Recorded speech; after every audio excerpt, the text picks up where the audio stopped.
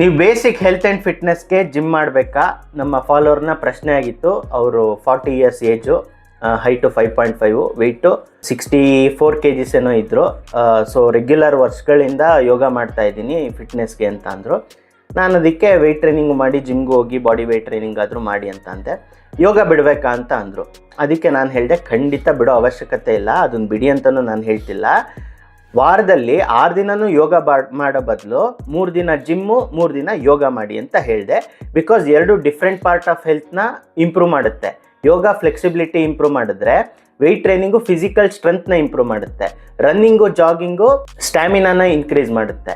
General health and fitness ಅಂದರೆ 3 top ಲೆವೆಲಲ್ಲಿ ಇರಬೇಕು. ಒಬ್ಬ ಡಿಸ್ಟಿಂಕ್ಷನ್ ಸ್ಟೂಡೆಂಟ್ ಅಥವಾ ಚೆನ್ನಾಗಿ ಓದ್ತಾನೆ ಅಂತ ಮಾತ್ರಕ್ಕೆ ಒಂದು ಸಬ್ಜೆಕ್ಟಲ್ಲಿ 100 ಇದ್ದು ಇನ್ನು ಉಳಿದಿದ್ದ ಸಬ್ಜೆಕ್ಟಲ್ಲಿ 35-40 ತೆಗೆದು ಫೇಲ್ ಆದರೆ ಅವನ್ನ ಇಂಟೆಲಿಜೆಂಟ್ ಸ್ಟೂಡೆಂಟು, ಓದೋ ಹುಡುಗ ಅಂತ ಕರೆಯಲ್ಲ. ಹಾಗೆ ಎಲ್ಲದೂ ಬ್ಯಾಲೆನ್ಸ್ ಇದ್ದಾಗಲೇ ಅವ್ರಿಗೆ ಡಿಸ್ಟಿಂಕ್ಷನ್ ಬರೋದು.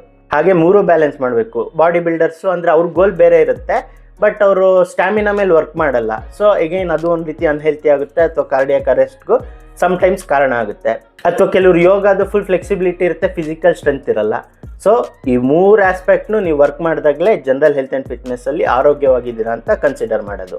ನಾನು ನನ್ನ ಬೆನಿಫಿಟ್ಗೋಸ್ಕರ ನಾನು ಏನು ಮಾಡ್ತೀನಿ ಅನ್ನೋದನ್ನು ಜನಕ್ಕೆ ಪುಷ್ ಮಾಡಲ್ಲ. ಯಾವುದು ಒಳ್ಳೆಯದು, ನಿಮ್ಮ ಲೈಫ್ ಸ್ಟೈಲು, ನಿಮ್ಮ ಗೋಲ್ಗೆ ಯಾವ್ದು ಬೇಕು ಅನ್ನೋದನ್ನ ಹೇಳ್ತೀನಿ. ತುಂಬ ಜನ ಜಿಮ್ಮಲ್ಲಿರೋರೆಲ್ಲ ಬರೀ ಜಿಮ್ ಮಾಡಿ ಯೋಗ ಬೇಡ, ಕಾರ್ಡಿಯೋ ಬೇಡ ಅಂತಾರೆ. ರನ್ನಿಂಗ್ ಮಾಡೋರೆಲ್ಲ ರನ್ನಿಂಗ್ ಮಾಡಿ ಅಂತಾರೆ. ಈ ಥರ ಬೇಡ. ಆಮೇಲೆ ಅವರು ಓವರ್ ವೆಯ್ಟು ಇಲ್ಲ. 5.5ಗೆ 64 kg ಡಿಸೆಂಟು 40 year oldಗೆ.